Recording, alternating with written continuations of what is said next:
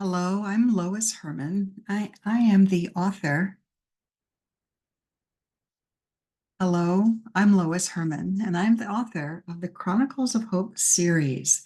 The first book is called The Unquietus, Book One. And I would like to read from excerpts from the book, from the highlights of the book. And it's interesting how the messages that came through, my mission is to deliver them to you. So I'm just going to start by going through each chapter. In the first chapter, the Unquietus say that the message we leave to you, the words we will provide if you seek them. The first message is to restore hope. The first task is to stop the spiral down. Let humanity breathe and rest, then bring the energy levels slowly up. That's the goal that we're intending, is to help people to recognize the negative energy that's all around them. Once you recognize it, then you can take action to shift the negative energy. If you're unaware that things are interfering with you that are external to you, you don't know what's happening.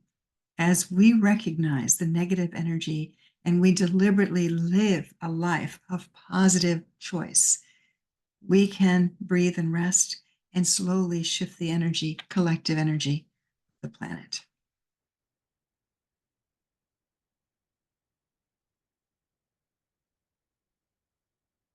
W.E. Du Bois said the most important thing to remember is this: to be ready at any moment to give up what you are for what you might become.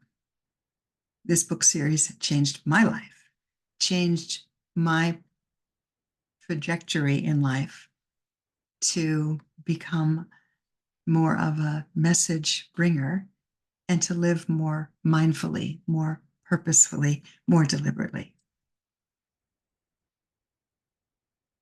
They told us humans have so much emotion, which is not a bad thing. However, you can't have the positive without the negative. You can't appreciate love without hate. There should be a balance. Earth is not in balance right now. There is too much negative. I know this sounds harsh, but those of us who have been through a lot of trauma in our life truly appreciate love, truly appreciate the positive. Many people take the positive, the love, for granted. When you've been through a lot of trauma, you recognize when good things are happening and you really need to cherish them with gratitude. There's a lot of imbalance in our world right now, and it's important to focus on what we can do to bring our world into balance. We all know that there's a lot of negative. We can make a difference by shifting the energy ourselves, by appreciating all that we do have.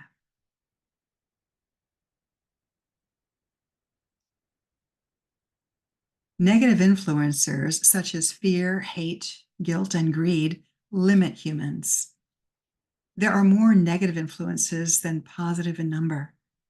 There is currently an imbalance of negative humans to positive humans. And that's very true.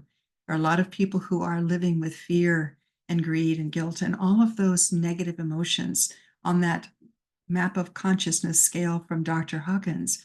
It's important to recognize where the different energies are. When we're vibrating at that low level energy of fear, guilt, shame, blame, that lowers the overall consciousness.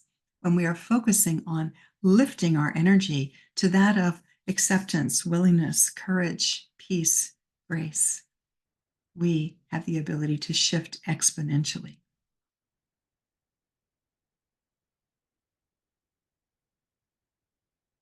Emotional energy feeders, we just call them EFs, are energies that feed on negative emotion. They're from Earth and they've always been here. They were created when all spirits were born to this world. We have found them as little energy sources around the feet and ankles of people. So these emotional energy feeders, these EFs, we help to clear them because they're just here, kind of like the algae eaters on the bottom of a fish tank. They're here to bring balance. But if we continue to ruminate over all the negative emotion, it's too much for them to feed on.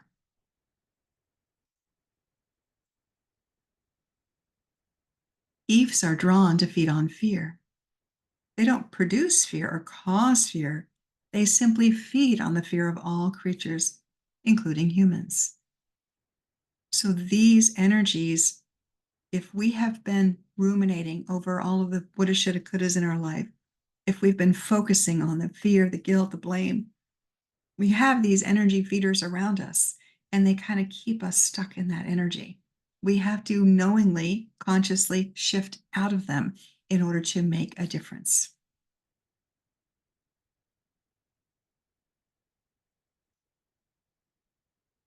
Fear causes sickness to humans. Those who are healthier drink in the light. When we are ruminating over sickness, over fear, when we are ruminating over fear, what happens is our vibrational frequency lowers. We're down here in that low level frequency. That is when sickness can take hold. If we keep our energy up, we can sustain health and vibrant energy.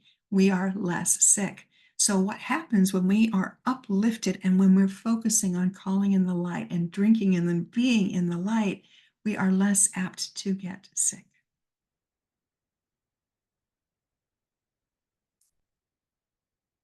Fear is the oldest feeling. Fear is the oldest feeling and was created with all forms of energy. It was intended to create a balance.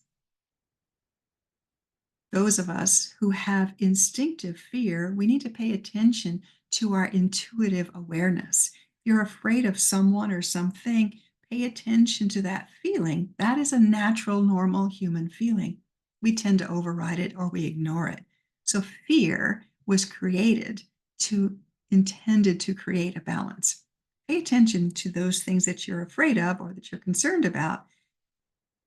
Make choices based on that that knowing, that knowledge.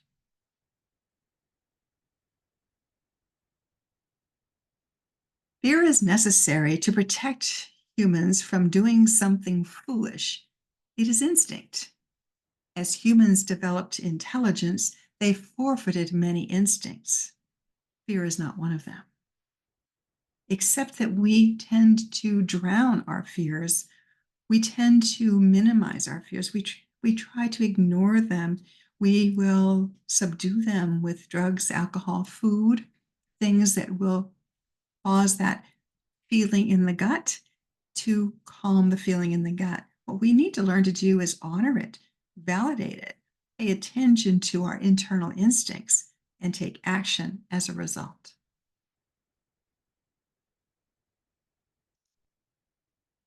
Fear, like any energy, is not created or destroyed, it can be transformed. It becomes undifferentiated energy. Humans consume the undifferentiated energy and convert it back into fear. I'm going to do that one again.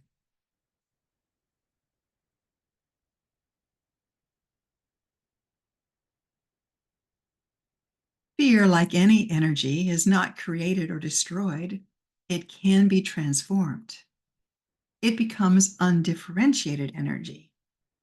Humans consume undifferentiated energy and convert it back into fear. What we need to recognize is when we convert the energy, it's undifferentiated, which means we can create a sense of willingness or courage out of fear. When we recreate the fear, what this is part of that ruminating over what's the woulda, shoulda, couldas in our life, what's happened in our life, we amplify, we revivify the fear. What we need to do is recognize it, learn from it, and move beyond it. When we have that undifferentiated energy, we have an opportunity to shift to a higher level. Now, it is hard to go from the level of fear to joy, but you can bring it up to willingness, to acceptance, to courage. You can shift it incrementally. We have to learn to shift out of fear.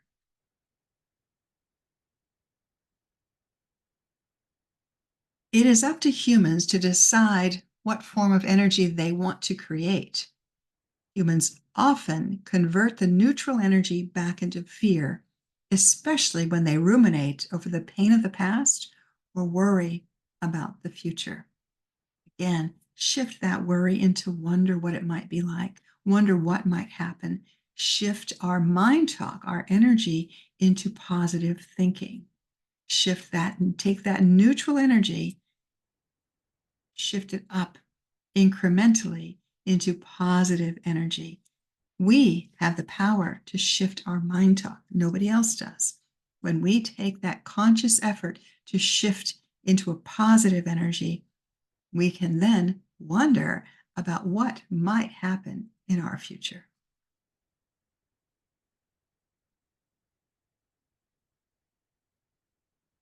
Souls in their first incarnation are easily swayed by things they hear. I'm going to do that one again. Souls in their first incarnation are easily swayed by things they hear. They draw on base feelings like fear, hate, anger, despair, etc., with no prior experience. So young souls are here to learn and experience, and they don't quite know how to handle all of the emotions that are sent to them. We as humans have such an amazing range of emotions that it's important for us to feel and experience. It's part of being human. What happens is we shut down those emotions and we operate at neutral.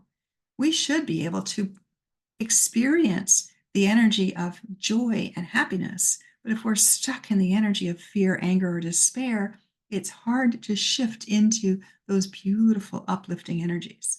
We need to recognize there are situational times when it's appropriate to be angry or feel sad or frustrated. What's important is to learn that's a real emotion, but now what I need to do is consciously shift out of it. Take our mindset and shift to a positive energy.